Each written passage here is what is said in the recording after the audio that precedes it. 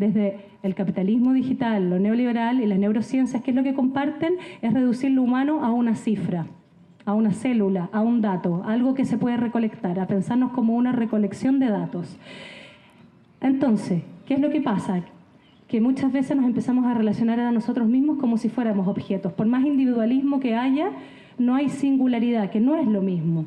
El individualismo es creer que porque estamos solos o operamos de acuerdo a nuestros intereses, somos libres, pero eso no opera así. El lugar para lo singular requiere un espacio, un silencio, donde podamos ser algo más que una cifra. Colectivo Registro Callejero.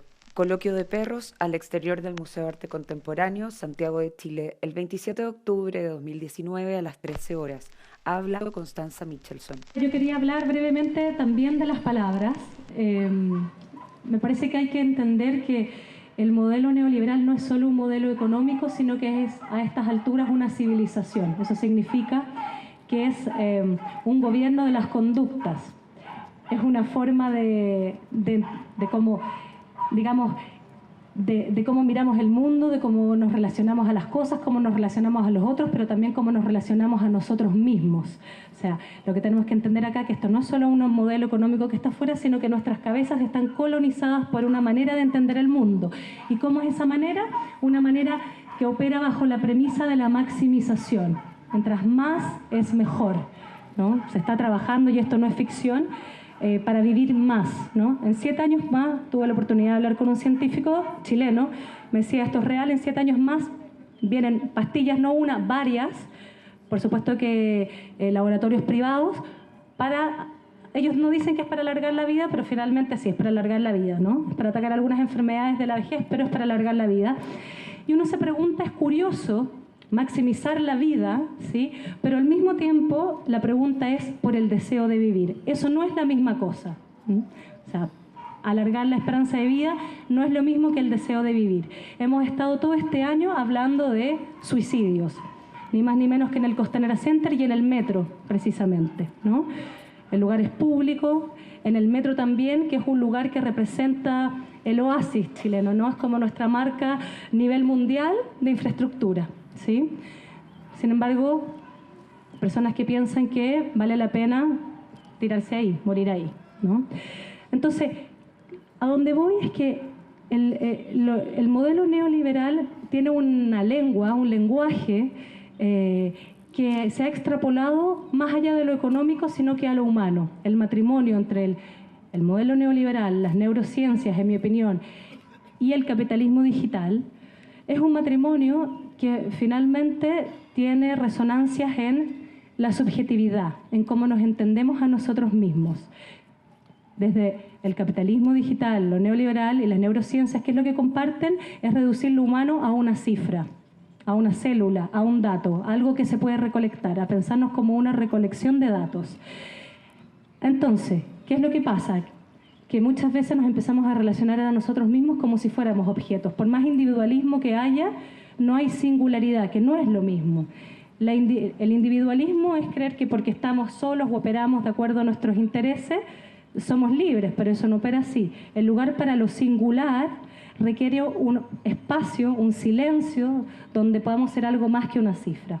Entonces, ¿qué pasa con esta lengua neoliberal?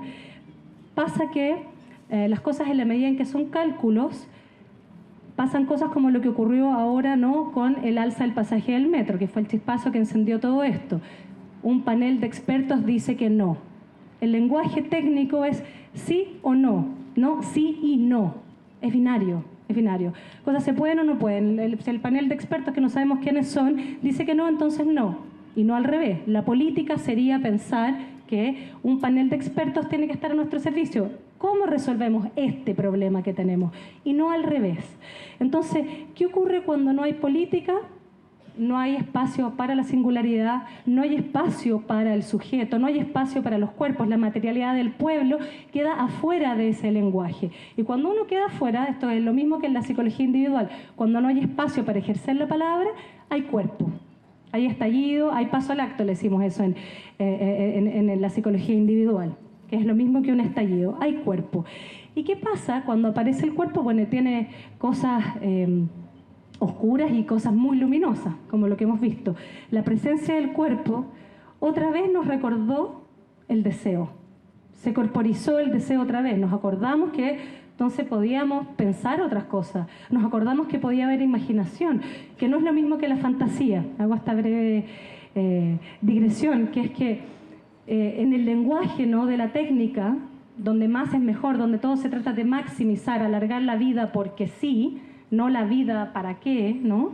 En el fondo lleva siempre a pensar de manera fantasiosa. Los sueños son hacia arriba, son verticales, son fálicos, son más es mejor. Toda esta idea del transhumanismo que piensa, digamos, como el ser humano ahora como con unas ortopedias, ¿no?, para maximizarnos de alguna manera, tiene que ver con esa fantasía, ¿no? Elon Musk y Marte y todas esas cosas.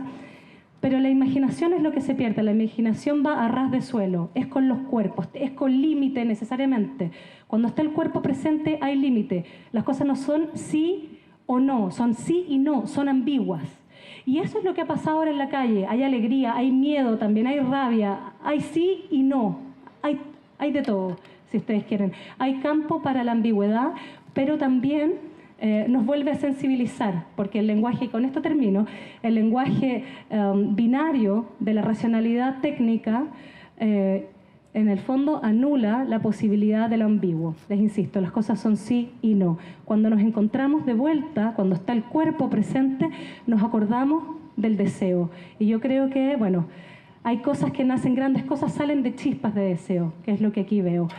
Y esto sí que por último, a propósito del lenguaje, de ir más allá del sí o no, piensen ustedes que esto partió con la torsión de la palabra evadir, ¿no? Evadir como una sanción, pero esa palabra finalmente rompe los límites de su significado desde el poder central, ¿no? Ese no, evadir es un acto de justicia y además evadir es poner en relieve, si ustedes quieren, la gran evasión en la que está basada nuestra economía a propósito de los trucos y trampas tributarias de los más ricos. Eso es jugar con el lenguaje. Jugar con el lenguaje, deconstruir el lenguaje, por cierto, no es esta palabra se puede decir, esta palabra no se puede decir, que yo creo que eso es un error de confundir política con moral. Deconstruir tiene que ver con el deseo. Y eso es lo que ha habido acá. Ha habido violencia, sí, pero ha habido ironía, ha habido juego de palabras, ha habido alegría y ha habido cuerpo. Hay campo para el deseo. ¿Qué pasa después? No sé. Yo creo que más bien tendrá que ver con salvar la política. No la política, esta política que es el panel de expertos, porque eso no es política, eso es racionalidad técnica y es una locura desde cierto punto de vista. Sino que salvar la política, que es rescatar la posibilidad de que hayan sujetos que puedan hacer algo con el conflicto. Eso. Muchas gracias, muchas gracias. Ahora viene la pregunta general y después de eso viene la pregunta desde el público.